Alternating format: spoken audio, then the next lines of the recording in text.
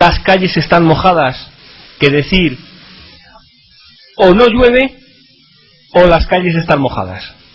Según lo que estamos escribiendo aquí, es exactamente lo mismo, querrían decir lo mismo.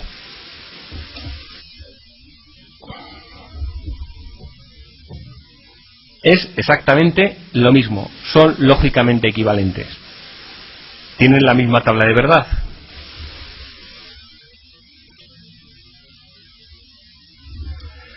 Más sorprendente quizás resulte la equivalencia lógica entre las siguientes dos sentencias, que constituyen parte del fundamento de la demostración por reducción al absurdo. Es decir, que algo sea verdadero o que de suponer que es falso tengamos una contradicción son cosas absolutamente equivalentes. ¿Por qué sucede eso? Vamos a ver, si yo construyo C, por contradicción se entiende una sentencia que es falsa en cualquier circunstancia, ¿de acuerdo? Entonces, si yo considero P y considero no P, P puede ser o verdadero o falso, pero si P es verdadero, no P sería falso. 1, 0, 1, 0, 0, 1, 0, 1. Quizá habría bastado con poner únicamente dos filas en lugar de 4, pero bueno, para ajustarnos al mismo formato lo hemos puesto así. Entonces, fijaros en una cuestión. No P implica C. ¿Cuándo es falsa la implicación?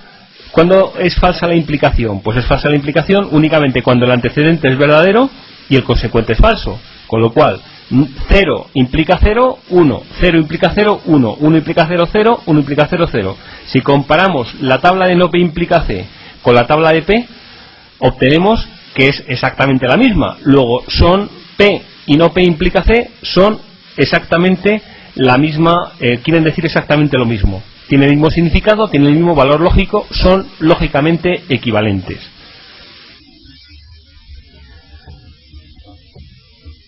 A ver, para responder por campus, desde la Universidad Carlos III, ¿alguien quiere coger el micrófono y responder a la pregunta de si son equivalentes las sentencias Juan es español y si Juan no es español, entonces los elefantes tienen alas?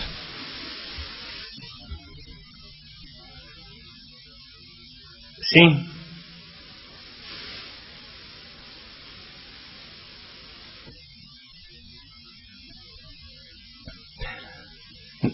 Nadie quiere. Bueno, a simple vista está, evidentemente, ¿de acuerdo? Que sea verdad Juan es español y que sea verdad si Juan no es español, entonces los elefantes tienen alas, se entiende que la segunda sentencia representa una contradicción, pues evidentemente son la misma cosa. Bueno, antes de pasar a la descripción de cómo se asignan valores de verdad a una fórmula genérica, vamos a interrumpir la conexión durante 5 minutos y enseguida continuamos.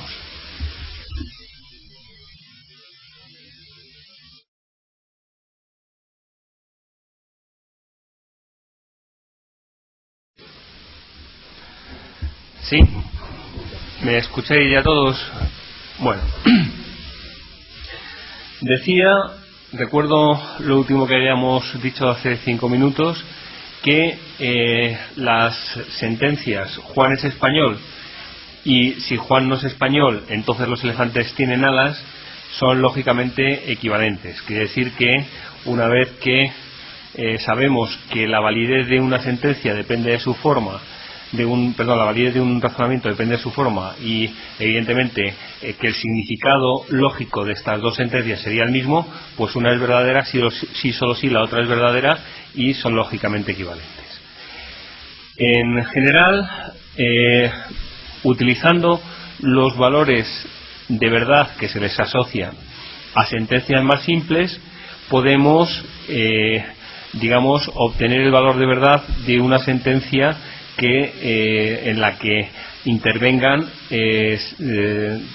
variables proposicionales, muchas variables proposicionales o sentencias más simples, de manera que cuando yo conozco el valor que le asocio de verdad que le asocio a las variables proposicionales que intervienen en una fórmula, puedo saber cuál es el valor de verdad de la fórmula.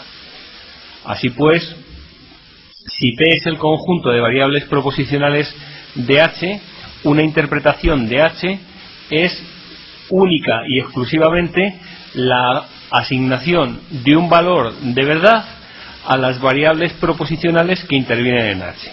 Así pues, si yo escribo P minúscula es una variable proposicional, I de P sería el valor de verdad de dicha variable proposicional. Es usual escribir en lugar de I de P, P de I, que sería o bien verdadero o bien falso.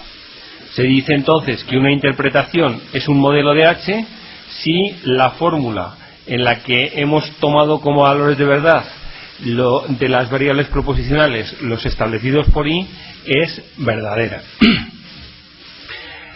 Dicho en otras palabras, una interpretación corresponde a una fila de la tabla de verdad, nada más, porque en la fila de la tabla de verdad lo que estamos haciendo es considerar los valores de verdad de esa fila para las variables proposicionales que se consideran. El extender o la forma de extender los valores de I a cualquier fórmula se hace utilizando las siguientes reglas. Si yo tengo una variable proposicional, pues evidentemente a ella le corresponde el valor de verdad que viene dado por la propia interpretación. Si la fórmula es de la forma no G, pues no G tendrá asociado el valor V si el valor de G es falso, y falso si el valor de G es verdadero. G y H tendrá el valor verdadero siempre y cuando tanto G como H tengan el valor verdadero, y falso en caso contrario. G o H tendrá asociado el valor falso únicamente en el caso de que tanto G como H tengan el valor falso, y verdadero en caso contrario. G implica H, como siempre, o como lo describimos en su momento, tomará el valor falso únicamente cuando el antecedente G sea verdadero y el consecuente H sea falso, y finalmente G sí solo si H tomará el valor de verdad V cuando tanto G como H tomen el mismo valor de verdad, sea este verdadero o falso. Hablaremos de fórmulas válidas o de tautologías, es lo mismo, si independientemente de cuál sea la interpretación considerada, es decir, los valores de verdad que le asociamos a las variables proposicionales, el valor de verdad de la fórmula es siempre verdadera. Hablaremos de fórmula satisfacible cuando hay una posible interpretación de las variables que la hace verdadera. Y hablaremos de fórmulas insatisfacibles o contradicciones cuando, independientemente de cuál sea el valor que asignemos a las variables proposicionales que intervienen en la fórmula, el valor de verdad que se obtiene al final es el valor falso. Evidentemente, las fórmulas válidas son un subconjunto de las satisfacibles y, digamos, la intersección de este conjunto con el de las fórmulas insatisfacibles es el vacío.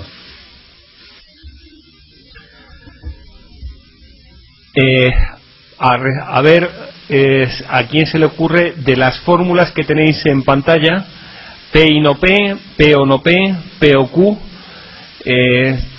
a ver quién puede decirme cuál es válida, si es que hay más de una válida o no, si hay alguna satisfacible o no, o son insatisfacibles. Evidentemente, en el caso de que sea válida, satisfacible, obviamente. Por favor, levantar la mano y en cuanto lo hayáis pensado suficientemente.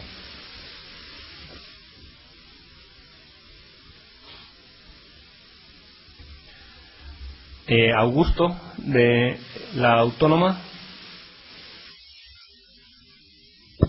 Sí, bueno, me has visto. Vale. Pues la primera es insatisfactible, la segunda es tautología y la tercera es satisfacible. Evidentemente. Muchas gracias. Como ha comentado vuestro compañero, la primera es insatisfacible, es decir, es imposible que P y no P hay algún valor de la para la única variable que interviene, que es P,